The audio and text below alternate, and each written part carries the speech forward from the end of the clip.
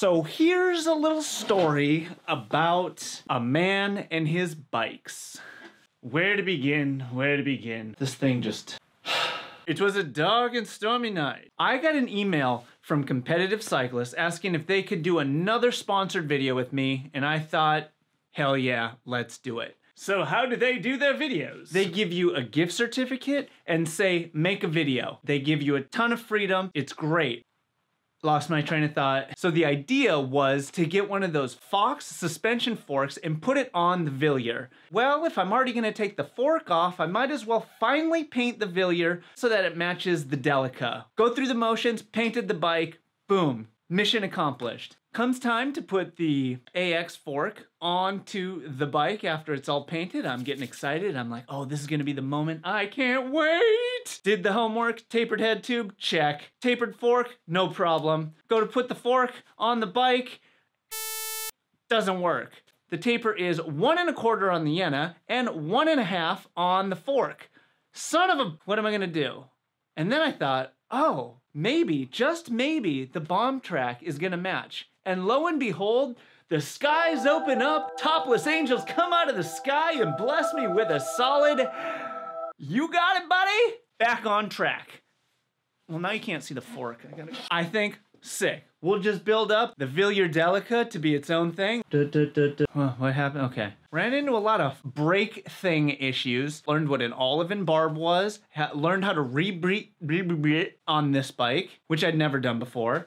Not quite as hard as I thought it would be, which was great. And the brakes worked fucking sick now. Then it comes time to putting the brake on the Fox from the Bombtrack. And that brake is a flat mount, what is this? And this fork, lo and behold, is a post mount. How am I gonna get this brake to fit this bike? Is there an adapter? Why is it so hard? What am I gonna do? Would this brake work? Of course there's gotta be an adapter. So in my head, I think first things first, I'll go to Metropolis Cycles right away in the morning. If they're not open, it's straight to River City. And if they don't got it, boom, Universal by 11.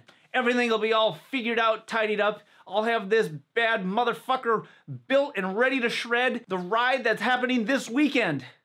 But apparently, post mount to flat mount adapter is essentially non-existent. There's one company called AS Solutions, or AS Solutions,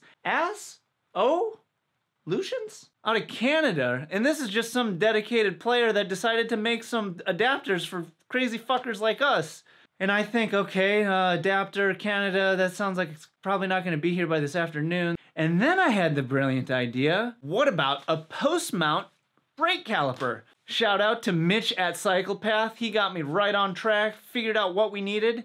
It's in the mail. Holy shit, bikes are a pain in the ass.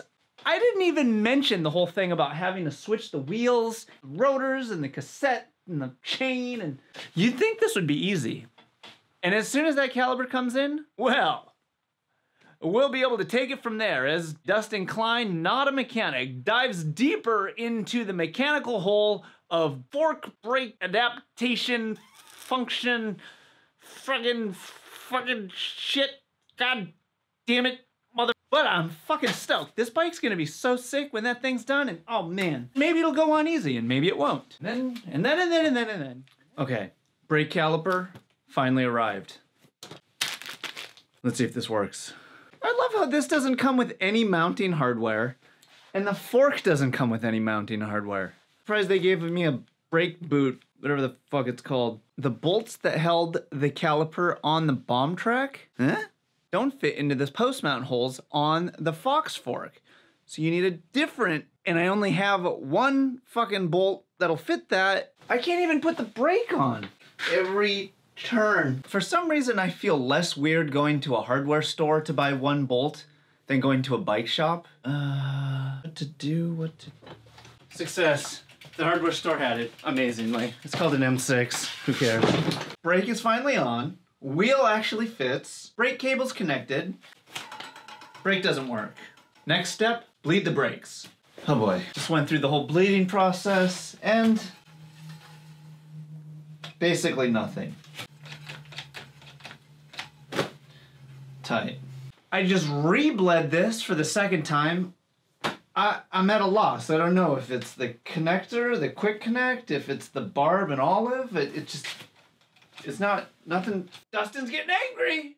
Now I feel defeated. I really don't want to take this to a bike shop. I will, but I don't want to.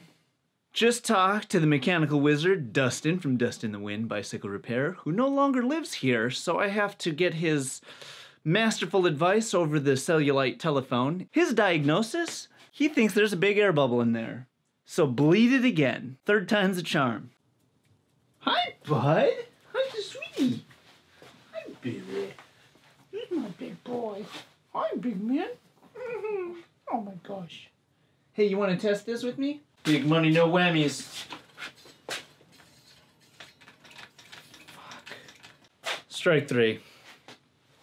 How classic is this? The footage of me figuring this whole thing out, it's gone. Yeah, I don't know where it is. It's gone. Do you know where it is? So after my 4th bleed attempt, I was pulling my hair out. I thought maybe the barb and olive I'd put it in wrong, so I reordered more of those. I got a special cutter for the hose. I didn't know what to do. I talked to Dustin Long like 17 times in 2 days, and he said, stay the course. He really thought it sounded like there was an air bubble in this thing somewhere. And I thought, you're fucking crazy. I've bled this thing 4 times, I've tapped it, I've bumped it, I've moved it, there's gotta be there's no way.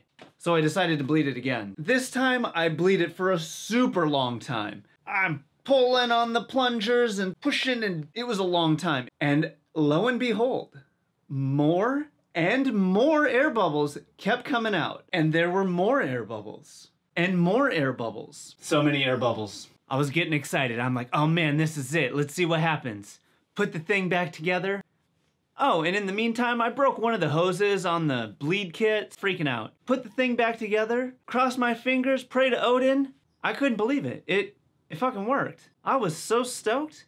And I may or may not have stripped the threads on the bottom post mount. This thing was quite the project. I didn't think I was gonna get it done in time to film and edit before the deadline for that video to come out.